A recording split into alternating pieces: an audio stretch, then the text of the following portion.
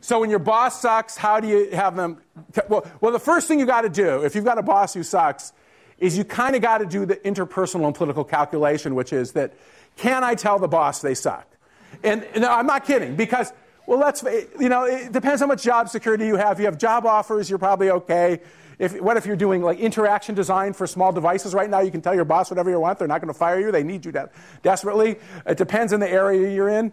If you're in manufacturing engineering, maybe not. But the fact is, you've got to do the calculation whether or not you can say something to the boss and sort of confront them.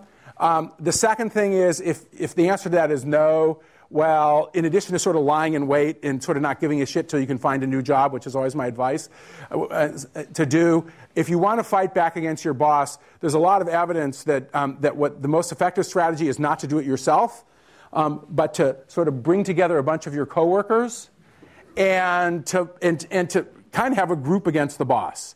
Because that way you're not alone, and that way you have better documentation. And so, I mean, one of the cases, and I think this is a no asshole, or I can't remember, there was a case of a woman who was a civil servant, and she had an asshole boss, and she complained to the boss's boss, and he didn't do anything until what they did was her coworkers and her, there's about 8 of them, they kept what they called asshole diaries.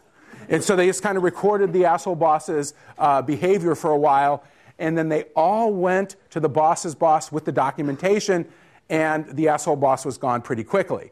And so that's the case where you probably are most secure. But even then, there's some companies that are so draconian and have such nasty bosses, you would be in trouble. Just for example, if you work for Oracle, I would not advise doing this with Larry Ellison. I don't think you'd any. So you kind of got to do the power calculation, and how much risk you're willing to take, and also how much power you have in the situation. So my advice is don't go tell your boss that your boss is incompetent or a jerk right away. Think about it a little bit first.